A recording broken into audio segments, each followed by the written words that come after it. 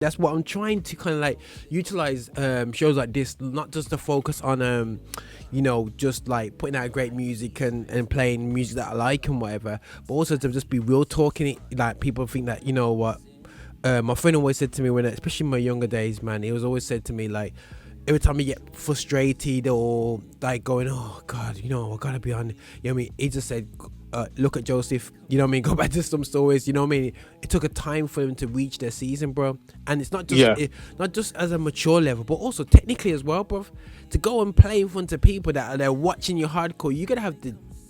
It's not easy just going up and DJing in front of people and you know what I mean, and just playing set after set. You have to have the experience as well. So guys, no, I said to a young person the other day, said to them, they like what I do and whatever, and I said to them, if God told you now that in 20 years you could be the best photographer or videographer,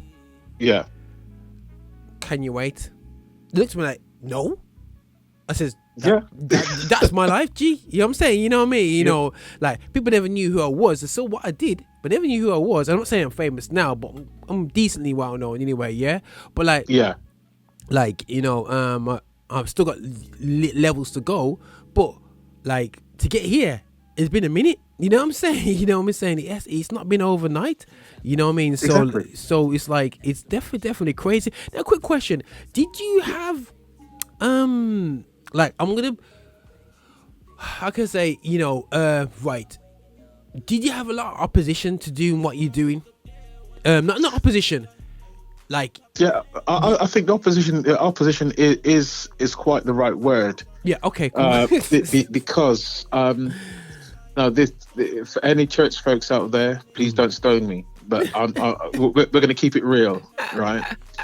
When I suggested one time to a church, they said, look, we should be going into nightclubs and ministering to people. I got stoned. They said, what do you mean? What do you mean going into nightclubs? What do you mean going to nightclubs on a Saturday night and come to church on a Sunday? I said, yeah. Smell like smoke. And the majority of the opposition has been from the church. Wow, because if you're not part of the fivefold ministries, if you're DJing, that can't be good. That you're going into places which God is not there. Well, that's where God wants me to be, and the people, especially for the young people nowadays. What my biggest fear is that they will be doing ministries that church doesn't even recognize.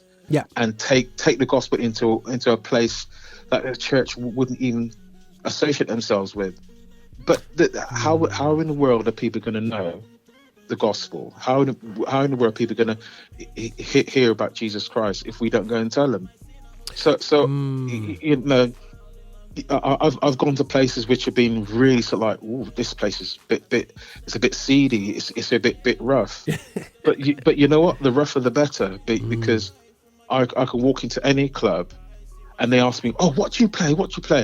All I say is soulful house. And within soulful house, gospel house is a massive part of it. Of course. And it has, and I can go into a club and play some gospel house and people that sit there, enjoy it. Yeah. But but I'll do the same stuff in a church service, and people say, that don't sound like that's not Church of God for me. Well, I'm not here to do Church of God. I'm here for the kingdom.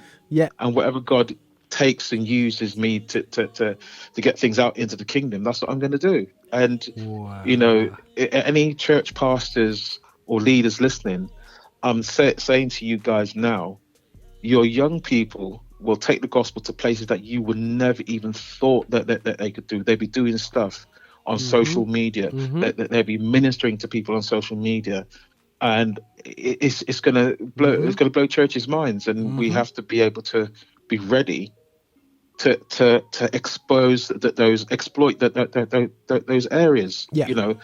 Take the ministry into those areas, whether it be music, hip hop, whatever the young people have got. Because they've got the energy, they've got the strength, they've got the ideas. And if churches knock them back every time and don't give them the opportunity to sell out, Pastor, can I try this? Can I try that? And Pastor said, no, no, no, no, no, no. You know what?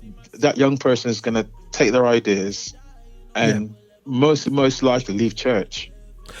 Just what DJ H said earlier in the show. He said the same thing. He says this problem is people are taking their talents and going at the church before they develop in person.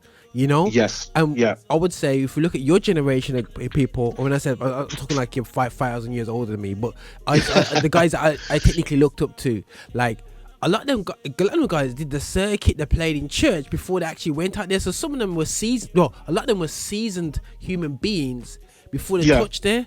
But then I would say the guys that were just a bit younger than me, they weren't even doing anything creatively in church, and then straight away they're doing a circuit, and then it destroys them because they haven't built no character. They're not mature, they're not strong enough, they don't have the backing, they don't have the circles to support them, and then they're lost. You don't see them again for another 20 years. You know. Because the thing is, the church has to realise that you've got a level of talent running through the churches, and you know, our conventions and stuff like that have to change. The way we used to do conventions 20 years ago, we can't carry on the same way because like we're 20 years older. Things have changed, situations have changed, and you can't carry on the same way. I'm not saying throwing out all the good stuff, but you know, you can incorporate the old stuff and the new stuff together, and everybody's happy.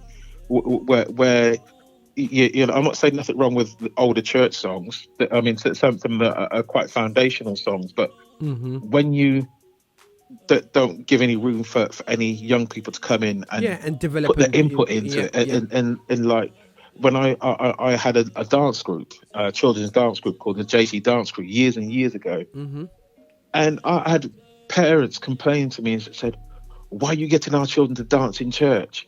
I'm thinking, hold on. So I asked them a question. So what do you want your child to do? Dance with the devil or dance with God? Exactly. Make your choice. Because if you want him to dance with God, we'll do what we do. And eventually those parents took away their kids. Their kids ended up in all kind of trouble. Some of the girls got pregnant. Some of the boys left church and doing all sorts of things. Yeah, and you providing that this outlet for them. They wanted to just expand themselves and do good things for God. They had a lot of this creativity, and they weren't allowed to be creative. And that's the scary thing about it for me is that that there's that mindset that's.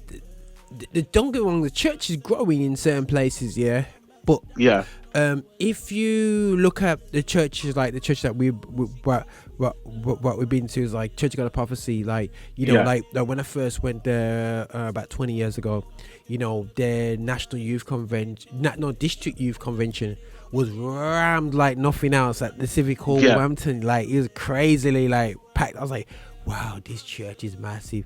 But now the same thing nationally is not even a quarter that size. It's not even a tenth of that size, you know.